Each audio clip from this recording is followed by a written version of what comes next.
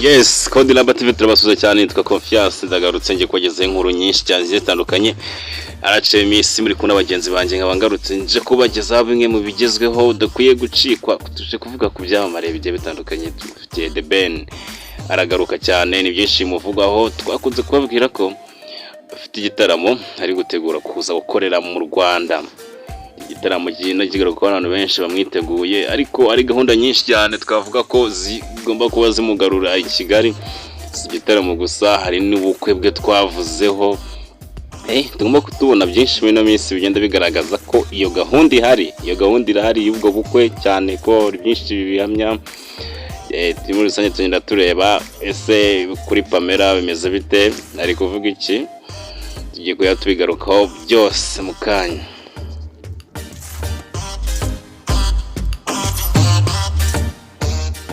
Yes, mishize bagiye bavuga ko we na Pamela mu bantu ushobora kuba utari mwiza nyuma yuko ashize iminsi ntakivugwa hagati yabo usa nk'abatujemo ariko witwikiza Pamela yongeye kubigaragaza kuri Instagram ye ubwo yamupostingaga yamwandikiraga amubwira ati hey babe bimeze bite.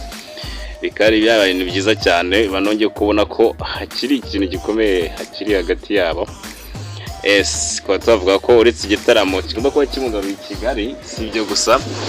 The Ben ubwo yenda kose ntabwo umwaka ushira tutweretse ibirori ntabwo urashira tutweretse ibirori kabisa kuko ni ibintu byavuzwe mu gihe kinini byinshi cyane yagiye bigarukaho yuko agomba kuba ashyira umwana mago ntabwo byoroshye. Yes iko kitwagenda tukugira muri rusange arimo mu nkuru zagiye zigarukaho cyane muri no minsi ziravuga biratinda. Ikindi twakubwira nuko ikijyanye n'igitaramo cye habaye gusa nk'abacimura tukajyamba kubera amatangazo yatambutse avuga ko igitaramo cya The Ben cyagomba kubera kuri Canal Olympia ariko bigaba bisa nk'ibyagiye bihinduka bakakijyana muri BK Arena. Iyi yahoze ku Kigali Arena ariko bikaba yitwa BK Arena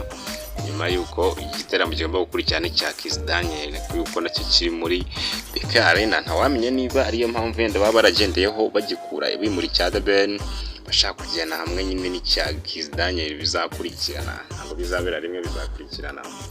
Ariko ikindi twanya tuvuga muri rusange ni gahunda nyinshi cyane zigomba kuba zigarura The Ben mu Rwanda muri kuno kwezi kwa munani. Abenshi cyane tuvugamo ubijyanye n'ubukwe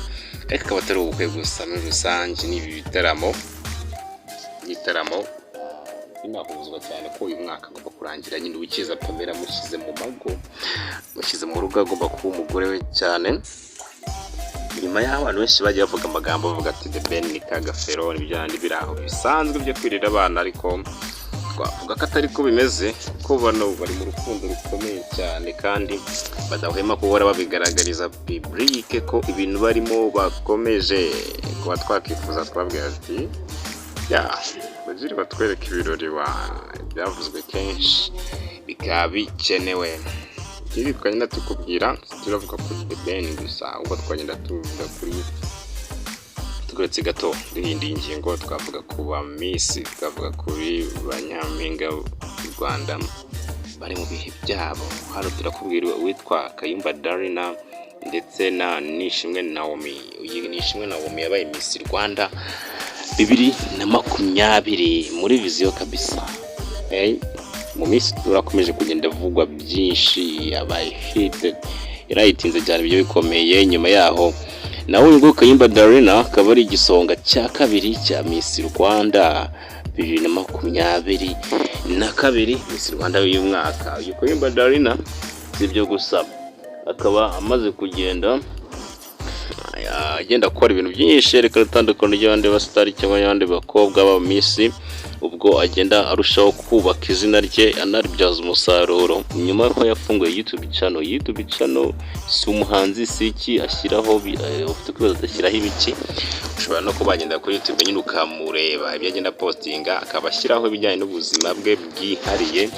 bituma abantu benshi bakomeza kugenda bamwibazaho. Si ibyo gusa akaba